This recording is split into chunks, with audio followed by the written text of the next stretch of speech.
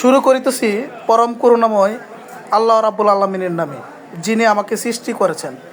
আসসালামু আলাইকুম। আমি হোমিওপ্যাথি ডাক্তার শাকিল। সাধারণ মানুষকে হোমিওপ্যাথি প্রতি অবগত করার জন্য এবং সাধারণ মানুষকে হোমিওপ্যাথি প্রতি বিশ্বাস বাড়ানোর জন্য এবং আমার শ্রদ্ধেয় গুরুজি ডাক্তার রবীন বর্মা স্যারের প্রণীত doctor Rabin Verma method for proper homeopathy treatment অনুযায়ী আমি চিকিৎসা দিয়ে যাচ্ছি, যার প্রেক্ষিতে প্রতিনিয়ত ফলাফল পাচ্ছি। এই ফলাফল শুধু আমার একার নয়, দুই বাংলায় যারা ক্লাসিক্যাল চিকিৎসা করে সকলের।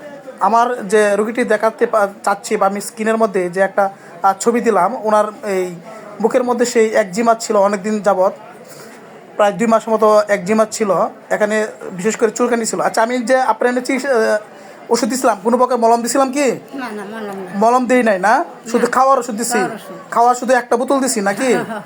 একটা বোতল দেওয়া হয়েছে, কিন্তু মলম দেওয়া হয়েছে না।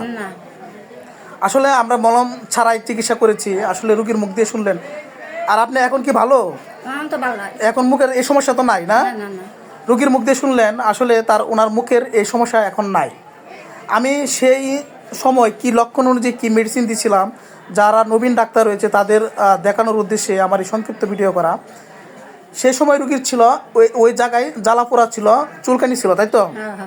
রুগী ওই সময় বলল যে শীতের সময় শীত বেশি, আবার গরমের সময় গরম একটা অনুভব বেশি হইতো, আর পানি পিপাসা মোটামুটি ছিল, আর বাথরুম তার কঠিন ছিল বা অনেকক্ষণ পর্যন্ত বসে থাকতে হয়।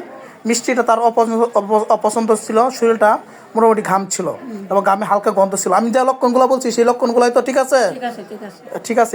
এরই প্রেক্ষিতে আমি 50 millesimal scale of potency merc sol দিলাম।